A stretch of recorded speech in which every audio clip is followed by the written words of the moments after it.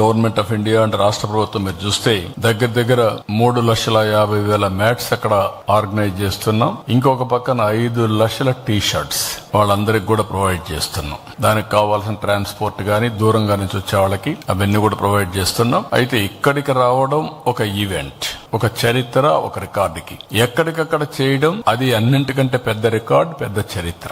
ఆ విషయంలో అందరూ గుర్తుపెట్టుకోవాల్సిన అవసరం ఉంది. ఒకవేళ ఎవరైనా ఆ ప్లేసుకు పోలేకపోయినా ఇప్పటి నుంచి ప్రాక్టీస్ చేసి ఆ టైంలో మీ ఇంట్లోనే చేయండి. ఎవ్రీ హౌస్ మీ ఇంట్లో ఉండే అందరూ కలిసి మీరు గాని చేయగలిగితే ఆ రోజు ఏదైతే 7 to 8 పెట్టామో, ఏదైతే ఈ యోగా 1 hour ప్రాక్టీస్ పెట్టామో దాన్ని మీరు అందరూ తీసుకోవాల్సిందిగా అందరినీ కోరుతున్నా. ఇది అయిన తర్వాత హెల్త్ లో నేను వినూత్నమైన కార్యక్రమాలు కూడా తేవాలనుకుంటున్నాం. టెక్నాలజీ ఉపయోగించి హెల్త్ ని ఏ విధంగా ఆన్లైన్ ఆఫ్లైన్ రెండూ పెట్టుకొని preventive health, real time monitoring, curative cost ఎట్ట తగ్గించాలి, మెరుగైనటువంటి ఆరోగ్య పరిస్థితులు ఏ విధంగా ఎస్టాబ్లిష్ చేయాలని వర్కౌట్ చేస్తున్నాం. బిల్ గేట్స్ ఫౌండేషన్ అయితే ముందుకు వచ్చారు. దీనికి బిల్ గేట్స్ ఫౌండేషన్ వచ్చి ఒక పైలట్ ఆంధ్రప్రదేశ్ చేయడానికి వచ్చారు. నాలెడ్జ్, టెక్నాలజీ వాళ్ళు తీసుకొస్తారు. ఆంధ్రప్రదేశ్ లో దీన్ని అమలు చేస్తాం. అమలు చేసిన తర్వాత దీని రిజల్ట్స్ అన్ని ఎక్కడికక్కడ ఇంప్రూవ్ చేసిన తర్వాత వీలైతే ప్రపంచం మొత్తం, భారతదేశం ప్రపంచం తీసుకుపోవడానికి బిల్ గేట్స్ ఫౌండేషన్ కూడా వర్కౌట్ చేస్తున్నారు. ఒక proof of concept Kuppam start చేశాం. 6 నెలల్లో చిత్తూరు జిల్లా అవుతుంది.